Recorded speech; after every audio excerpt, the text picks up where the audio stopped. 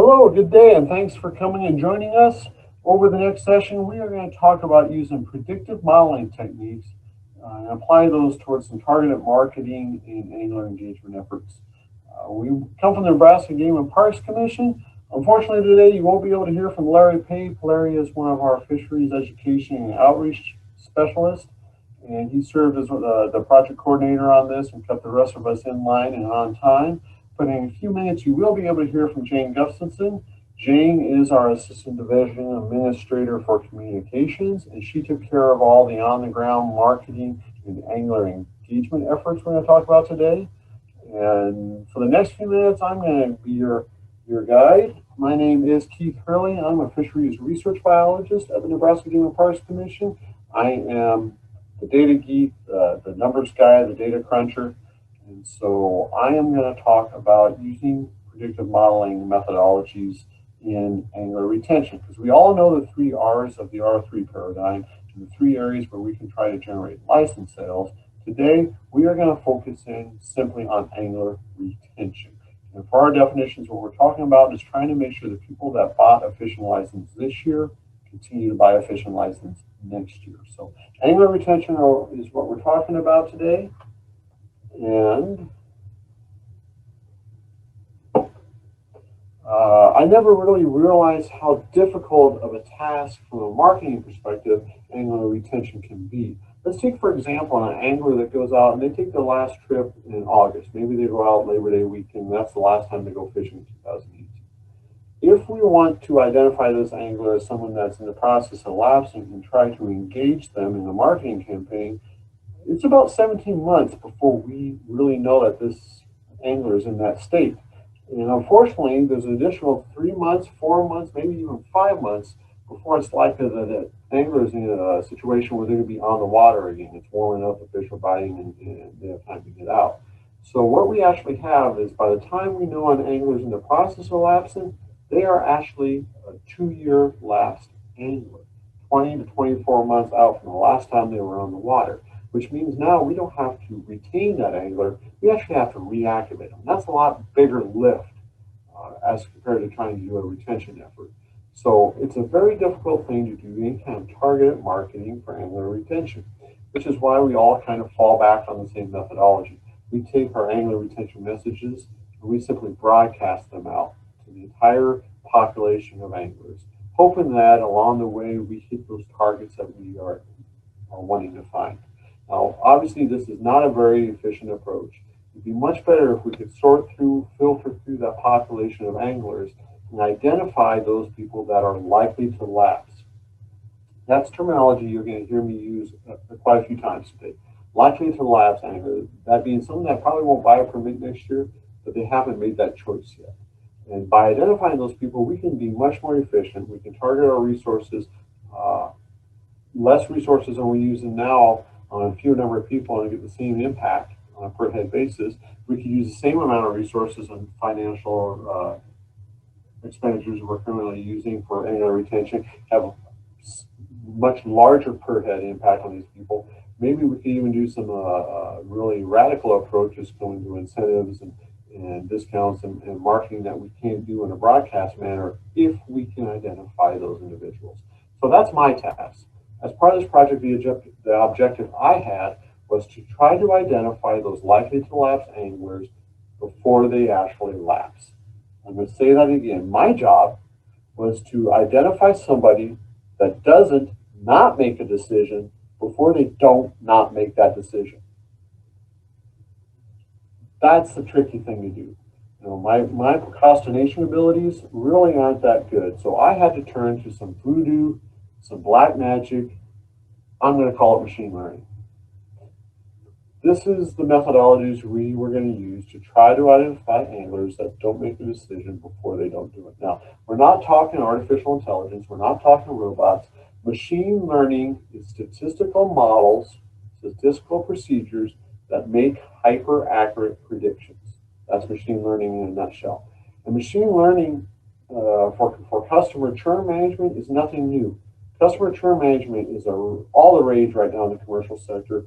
I could probably quadruple my salary by doing the same things I'm talking about today for a private company somewhere. It is a very common activity. And everyone in this seminar right now has likely been targeted by machine learning models aimed at customer churn. Now, why haven't we seen this in the natural resource arena more? Why haven't we seen this in hunting and fishing and retention efforts? Simply put, it's because of data. We don't have the data. These are very data hungry processes. When I was starting this modeling, I was working with 8 to 9 years of licensed angler data sales. That's as far back as we went. And at the end of the day, I would have about 500,000 data points to use in my modeling efforts. That is about a bare minimum to really get these things to work well. But that's not the hardest part. The hardest part is how much we don't know about our individual anglers. We do not know much about our customers. Now, that's probably an offensive comment to some folks in the room here. I've spent 10 years trying to research our anglers, and we do know a lot about our angler populations. We don't know much about John Smith in Alliance, Nebraska, or Julie Jones in Auburn, Nebraska. The points we have on our individual customers are relatively limited. In the commercial sector, the customer churn models typically work with 200 to 300 predictors for each individual. I found 16. So that is one of the reasons we haven't seen a lot of this work yet, but time is going on. We are finding a lot more opportunities to bring data on our customers in. We're getting larger licensed angler databases to work with to begin with.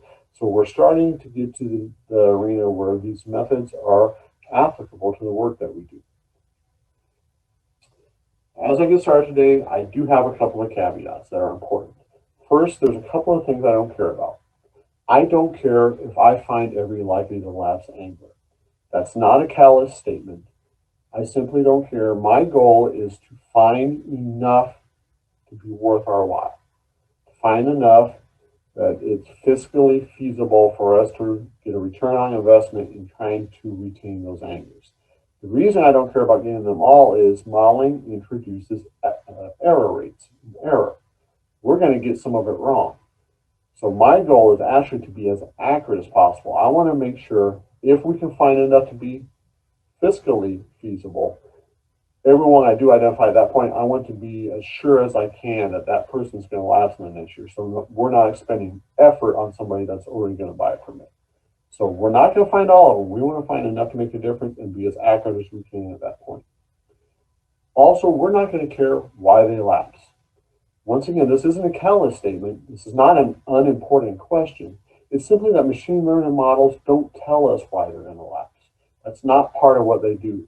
They tell us the who, they make the prediction. As to the why, that's a question that has to be asked or answered in a different context, in a different arena.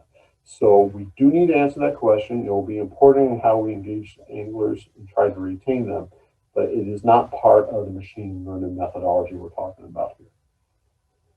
So I did say we had 16 data points we used. Obviously, there's a few that we know about all of our anglers, a few basic things: gender, age, where they live, when they buy the permits. We also have permit buying histories on our anglers. Obviously, people that buy permits every year are likely not to lapse, and those that might buy them very infrequently may be more likely to lapse. We also know in Nebraska that there are a lot of correlations between, say, spring turkey hunters and angling permit buyers. And so we created permit histories, 3-year permit histories and 5-year permit histories, and use them as predictors in our models. We also use zip code, and anyone that's done any spatial modeling, predictive modeling, knows that zip codes are very bad to use, but what we did is use zip codes as a way to backdoor into census data. And while we couldn't get individualized data, we could get community level data. So we could find some economic indicators, some poverty, some retirement indicators from census data that we could tag by zip code back to our individual anglers. Because we are birds of a feather. We tend to live around people that are like us. And so this provided us just with a few more data points we could use in our modeling and a little bit better accuracy, a little bit more precision to our predictions. So these are the 16 data points we use in the modeling. We got these things gathered up, put together, and then fed them into the machines. And now to say this is a computationally intensive process is a vast understatement. I actually had my computer texting my cell phone 2 to 3 times a day just to let me know it was still running, because these models would take days to run, and there's nothing worse than waiting 5 days and realize that the model had bombed out after the first day. So very intensive process to get these models created. At the end of the day, we ran through 14 different models and took a look at those and tried to find the one that was the best suited to our needs. Now, as a reference point, we can find every angler that's likely to lapse. We got to do that by taking the entire database, and everyone that bought a license this year will be tagged as likely to lapse next year, because we'll find everyone by doing that. However, we have a lot of error. That's what this red dot out here on the right edge of this graph represents. If we had tagged every person in our database as likely to lapse, we'd find 100%. That's the sensitivity measurement on the x-axis. We'd find 100% of the likely to lapse anglers, but we're going to be wrong over 60-65% of the time. What we want to do is use these models to move up this line, going up the other direction on this curve here, and find models that are more accurate. And so we're going to find less of the likely to lapse anglers, but the ones we do find, we're going to have a lot more confidence that those people might not buy a license. And so if you'll notice all the dots on this graph, every model we ran did find at least 50% of the likely to lapse anglers. In Nebraska, that's talking in the 30 to 50,000 angler range. So a sizable group of people. Obviously, that's something I would consider finding enough to be fiscally feasible, finding enough to be worth our while. So at that point, we simply went up this line of dots here, found the model that had the highest precision. That is, they were right most of the highest percent of the time, and that's the model we wanted to work with. And the one we chose, it was a gradient boosted tree model, found 52.3% of the anglers that were likely to lapse the following year. It also was right 2 out of every 3 times. So 1 out of every 3 times we have what we will call a false positive. That's an angler that eventually bought a permit on their own, even though the model said they were likely to lapse. So we were right 2 out of 3 times. Now, for the business world, abysmal results, terrible results. Business world, they want 95% better precision. However, given our data limitations, I was thrilled. I was thrilled to see results like this. Now, at the end of the generation of these models, we got our hands on a new year's worth of data, which provided us 1 entire year's worth of data to use as a test bed, something that wasn't around when we made the model, but also represented a year in its entirety. And when we ran predictions on that year's worth of data, we found very similar results. Over half of the likely to lapse anglers were identified, and almost 2 out of 3 times the predictions were correct. So when you want to look at this in numbers for 2017, it predicted that 51,000 anglers would lapse. 33,000 of those did go on to lapse in 2018. And we had just over 18,000 misidentified false positive anglers. Once again, more than enough to do something with, and an error rate that I think we can probably live with. But I'm a perfectionist. I don't like 18,000. I want to get that smaller. And so, we started thinking about this a little bit. And when it came to the data orange and the modeling we've done, we squeezed the data orange and got every last drop of juice out of the data that we could. No matter what tweaking we did with the model, really couldn't increase performance at all on it. So we needed to look at this in a little different way. So we looked at it operationally. We said, hey, what would happen if we did a marketing campaign that would step through the year, that would stair step through time? Every 2 weeks, it would take that list of anglers that were likely to lapse, that bought a permit during that same time frame the previous year, and we engage those anglers. And then 2 weeks later, we would take the next group of anglers, engage them, and likewise through the year. That does 2 things for us. The first thing it does for us means we're engaging those anglers at a point where they had previously bought a permit, they likely had previously been fishing. So we weren't engaging someone in May that may have only fished during the 4th of July. So we were being very timely when we engaged them. But the other thing we could do is we can look at a licensed angler database, and before we engage them, we could pull out anybody that had already bought a permit that year, because some portion of this 18,000 people would have already bought a permit, and we could drop them out of our efforts, saving the money, the time, and the manpower along the way. On the 2017 data, if we had engaged them in such a manner, we would have excluded an additional 11,000 out of those false positives. That actually raised our precision level to 82%. Now, not every year will we do this well. Some years we might do better, some years we might do a little worse, but we'll always get better than 64% by doing this. So 82,000 was a number that I was pretty excited about. We really felt like this was something we could work with. So this was the point where we approached our friends at RBFF, and they were gracious enough to award us a state marketing grant. So in 2020, we put this model into use. We looked at our 2019 resident annual license holders. We ran the predictions, found those that the model said were likely to lapse in 2020, and those anglers became part of our marketing campaign. The numbers fall out like this. There were about 37, almost 38,000 anglers that were predicted likely to lapse in 2020. We did save some of those along the way into a control group so that we could try to determine if it was model accuracy or the marketing and engagement efforts that were making a difference. That left a campaign group of about 30,000 anglers. As we did that stair-step methodology through the year, we found about 15,000 of those anglers that had already got a permit. Now, those of you that are better than me at mental math can see that, yes, the model did not perform as well as we were hoping. We were looking for that 20, maybe 25% false positive rate, and we were right around 50%. So this could be a disappointing result. However, it was 2020. I remind you that this is an exercise of predictive modeling that's trying to predict human behavior. And so we generated this model based on almost a decade's worth of angler behavior and tried to apply it to 2020. Now, we've all seen the presentations. Some of us have been involved with the data mining research on permit buying in 2020. And we know that hunters and anglers and the general population itself behaved very differently than they did at any other time. Massive increases in license sales and people getting outside. Angler behavior in 2020 was not in any way representative to what happened before that. And so the fact that our performance of our model was maybe less than optimal for 2020 isn't surprising. The lesson that we really learned was that during a global pandemic, you can be pretty sure that predictions based on human behavior are going to be impacted. And so, unfortunately, 2020 was probably not the best test bed for taking a spin with these predictive models.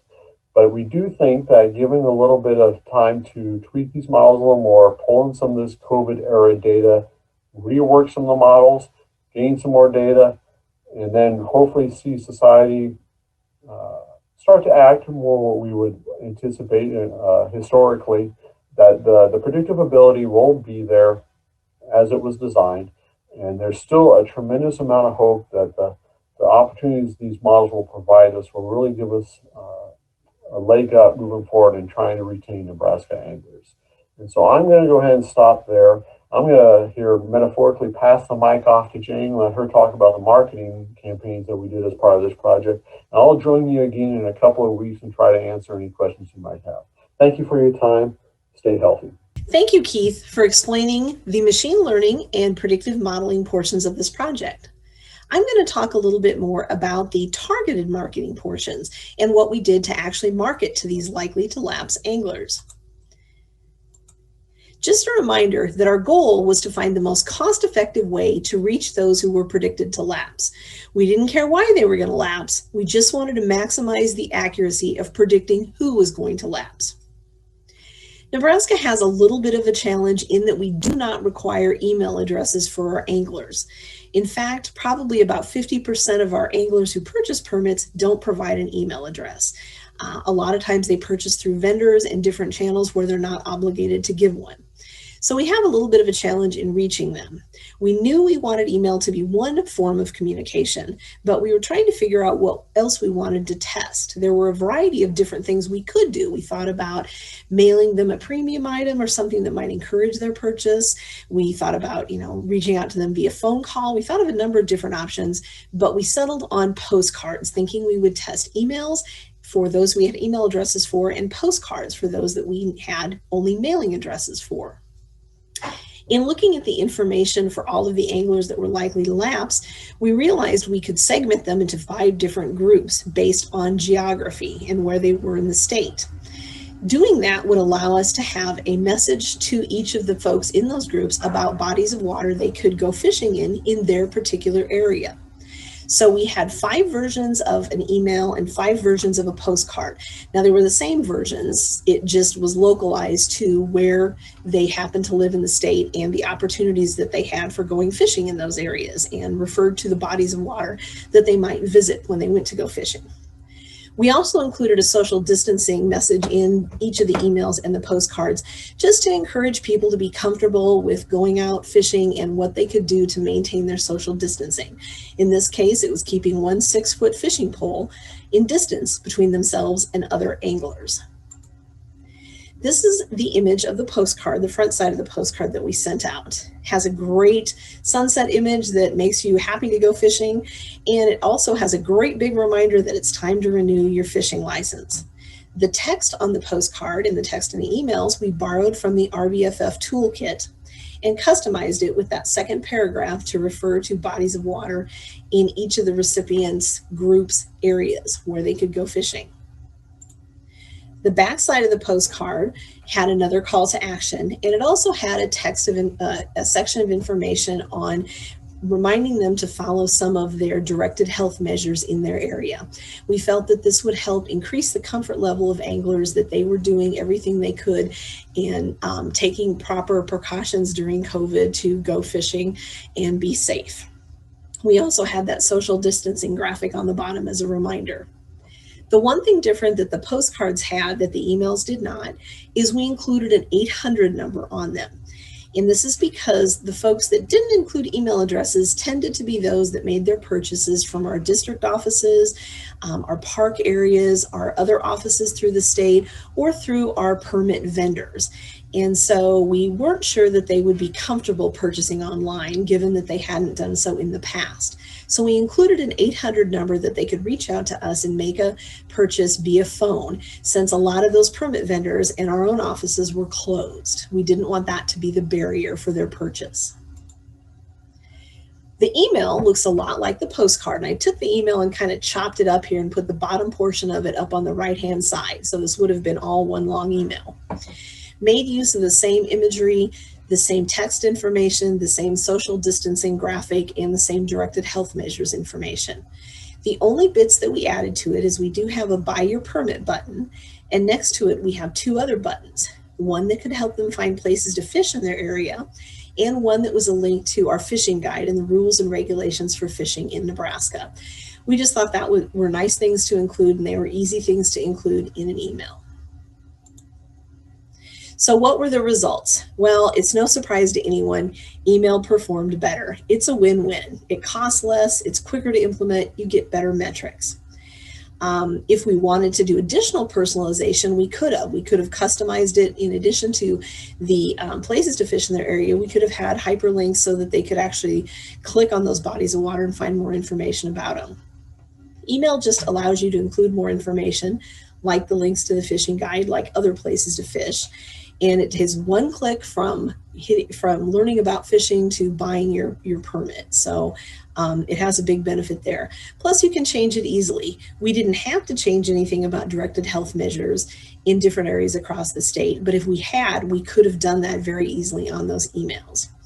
And again, we encourage everybody to, think of things that make your audience more comfortable and add additional information like that social distancing graphic. Our takeaways from the project. The first is that timing is important. The most lift in our campaign happened early on during our efforts, and this didn't really surprise us because it coincides with the highest level of permit sales. Typically in Nebraska, sales start to spike in late March and in April and May, and most sales happen by around June 1st. So this didn't surprise us. We did have a little bit of a complicating factor due to COVID. As Keith noted, we were planning to do 2-week flights where we would do emails and postcards every 2 weeks to the people that purchased during that time frame in the past. We had a little bit of a delay in starting. We planned to start April 6th, But at that point, our agency administration wasn't entirely comfortable with us doing active promotion for fishing and for a number of different things. So we had to delay a little bit until May. So that first group in May was a larger group of people and a larger bunch of messages and outreach that we did. You know, the challenge there is that many people bought their licenses earlier because that was their pattern of purchasing. So many of those licenses had already, purchases had already happened. When we look at customer purchases, we typically like to engage them around the time frame that they typically purchase. Usually there's some sort of an event that happens that makes that purchase happen, whether it's going fishing over Memorial Day, whether it is a certain fishing season like the crappie spawn starting or something like that. So the optimum time we felt was to reach out to those folks just a little bit earlier than when they had purchased in the previous year. We weren't entirely able to make that happen due to some of these facets that I have just mentioned. We also concluded it's incredibly imperative that we get better email addresses and more email addresses for our anglers so that we can utilize our email outreach channel more efficiently. We did have one other complicating factor. We had done another promotion to lapsed anglers that were longer term lapsed anglers, and that was done in early February before we had planned this project. And so we think that that maybe complicated our results a little bit because it encouraged those people to make their purchases during the month of February or early March. We know from looking at this project that if you can better predict who lapses, you can spend more on those individual transactions. We tried postcards as our other model for communication, but there are a number of other options. We could have done telemarketing, we could have done different types of mailers. We had just several different ways we wanted to try. We only tested 2 of them. We knew that the cost on some of these other options would be more, but with the better targeting, we figured it would make it more efficient and more effective, and thus it might lower our overall cost. So less people, but better targets, plus higher cost might actually equal a smaller overall spend. It might allow you to test whether discounts would be a good tool for this.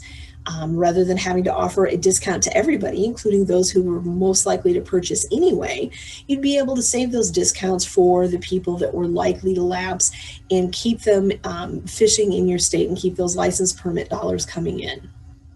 It might also let you do options like personal contacts or phone calls, which again are more expensive, but done to less people, they might be effective for you and still cost you less in the long run. We think that follow-up contacts are something that would also be helpful. We didn't test a lot with this, but that would be something that would be helpful to do. Looking to the future, we plan to continue to refine this model. More data and more data points, if we can find out where to get them, plus more years of purchase history will help us refine this machine learning predictive model. It will also help reduce the misidentification rate. We want to look at other forms of communication that we could test along with email, along with postcards. Maybe we try telemarketing. Maybe we'll try some of those discounts. We're trying to think of what we want to try next, and hoping that we get a normal year that is not 2020 to try that in. And we don't want to forget, even though it wasn't part of this project, we want to continue working out why anglers lapse independent of this project so that we can understand their motivations and some of those barriers. With that, I want to thank Larry and Keith, the partners in this project, for all of their work. And Larry didn't get to present, but he was certainly instrumental in keeping us going for this. And I also want to thank RBFF for the funding to do this project, because without that, we would not have been able to do it. So we continue to learn. We're happy to take questions that you may have. And if you think of questions after today, we encourage you to reach out to Larry, Keith, or myself with any other questions that you might have. Thank you. Hello, good day.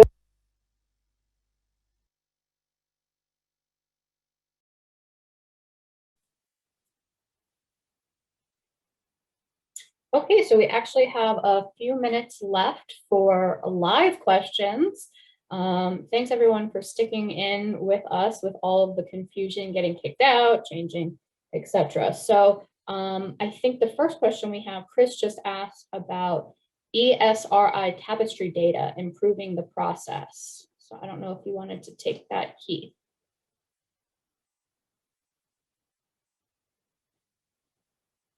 Is Keith there? I would defer to Keith on this. I know that he has talked about it a little bit. Oh, good. He's answering in the chat there. Ah. This is not my area of expertise.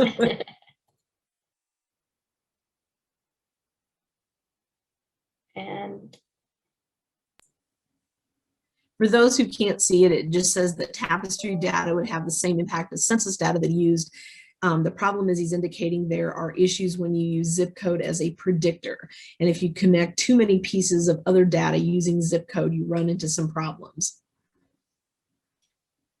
And this is a question for either of you. What do you think the biggest insight from the project that you found that could help agencies retain anglers in 2021? I'm going to answer from my perspective as a marketer, and that would be that, you know, we need to be tapping into our data more and figuring out what we can learn from the data. The commercial world does this all the time. They look at their data to predict who are your best purchasers based on frequency, based on volume of purchasing, different things like that. So this is a way of taking that information and using it to make smart decisions about where to put those resources like marketing or money or things like that. And so we need to do it more and have the data to be able to do it and look for those secondary sources of data or the other things we can pull together. And Keith notes here, and I'm just talking for him so that it gets recorded in here in case somebody can't see the chat later on. The two pieces of data that would have a big impact if we could link them is what Keith is guessing here. And he says income tax returns and park entry permit information. And just for us in Nebraska, we sell a lot of park entry permits, but they're sold for a vehicle, not an individual. So we're not able to link up the people that went to our park areas to go fishing and that actually bought fishing permits and fished in those areas. So that would be really helpful to us and probably to anybody. Absolutely. Another question from Ian is, has there been any thought on creating a model of customers to target new customers? It's definitely something that we could do. And again, I yield to Keith and his thoughts, because anything that Keith is able to do, we would like to take advantage of.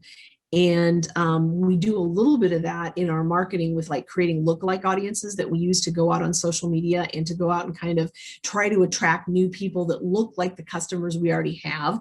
So we're doing a little bit of that already, but I think there are other ways that you could do that. And Chris said, examples of personal attributes you need.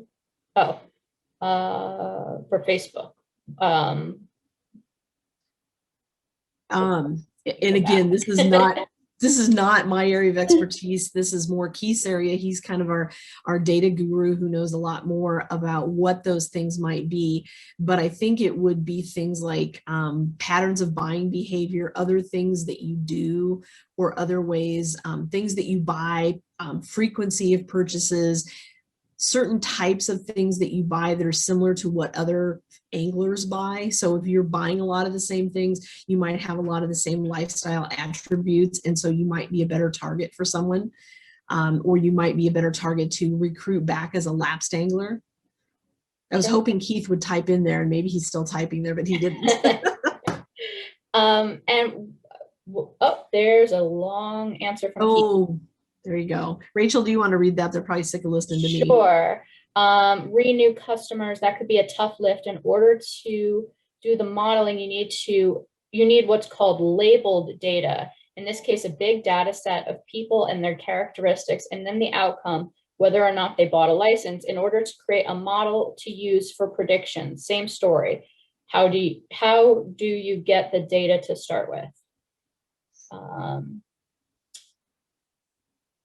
So that was that answer. Another question that came through is, what are your agency's next steps with predictive modeling?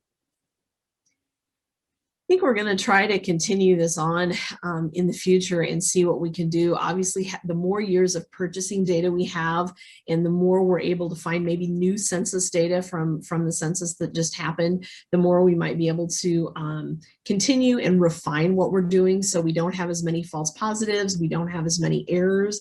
Obviously, 2020 is going to be a little bit of an outlier in terms of actual data to bring in there, but those are kind of what we hope to continue to do and continue to refine this in the future and figure out how we can make this better.